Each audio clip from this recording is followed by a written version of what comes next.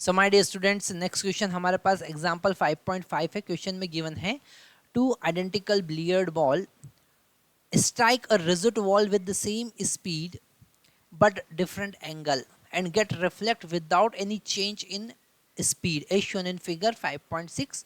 What is first part है the direction of force on wall due to each case. Okay, तो यहाँ पर अगर हम फर्स्ट केस की बात करें तो डायरेक्शन ऑफ फोर्स जो होगा वो चेंज इन मोमेंटम की डायरेक्शन में होगा, है ना। अगर हम फर्स्ट केस की बात करें, है ना, पहला पॉइंट हम यहाँ पर वेरी इंपॉर्टेंट पॉइंट हम लिख लेते हैं कि direction of force in the direction of change in momentum. क्या लिखेंगे? The direction of force, the direction of force, the direction of force is equal to direction of change in momentum. Okay, direction of change in momentum, ये point हमको याद रखना है क्योंकि momentum एक vector quantity है और उसका चेंज भी एक वेक्टर क्वांटिटी होगा। तो यहाँ पर अगर हम change in momentum first case A case की बात करें, है ना, फर्स्ट जो डायग्राम ए डायग्राम है उसकी बात करें तो वहाँ पर change in momentum delta P क्या होगा, मतलब कि P final minus P initial क्या होगा। तो यहाँ पर एक छोटा सा कॉन्सेप्ट हम देख लेते हैं कि अगर हमने इस डायरेक्शन को जो इनिशियल वेक्टर था, है ना, उस डायरेक्शन को हमने पॉजिटिव कंसिडर किया और जो अपोजिट डायरेक्शन है उसको नेगेटिव कंसिडर किया, तो यहाँ पर हम क्लियरली समझ सकते हैं कि इनिशियल मोमेंटम जो होगा वो माइनस एम वी होगा, माइनस फाइनल मोमेंटम जो होगा वो एम वी होगा। तो total change in momentum minus two m v होगा। ठीक है, मतलब हम डायरेक्शन कह सकते हैं कि अलोंग दी नॉर्मल। कैसा होगा डायरेक्शन? Along the normal. ठीक है, डायरेक्शन ऑफ फोर्स क्या लिखेंगे फर्स्ट केस में? Direction of force is normal, normal to the wall, wall के परपेंडिकुलर होगा, है ना।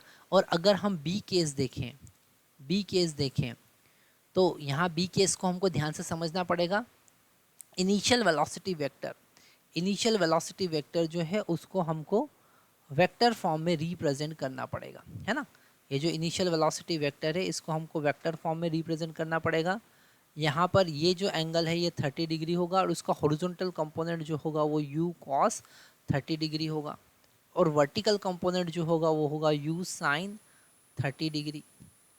आया समझ में? तो यहाँ पर अगर हम फाइनल वेलोसिटी की बात करें तो इसके भी दो कंपोनेंट होंगे, u cos theta horizontal component और u sin theta vertical component.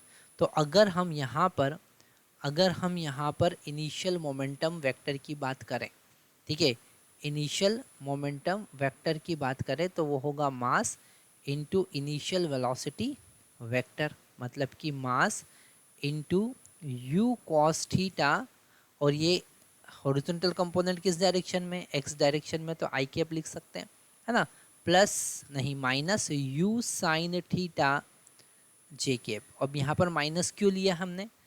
Vertical downward है इसलिए यहाँ पर माइनस जे कैप हमने लिया।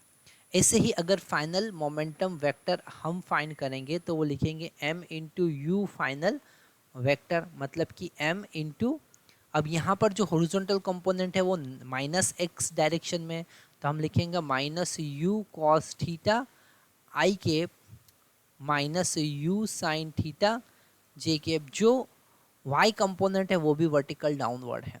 अगर हम चेंज इन मोमेंटम फाइंड करें, चेंज इन मोमेंटम क्या होगा?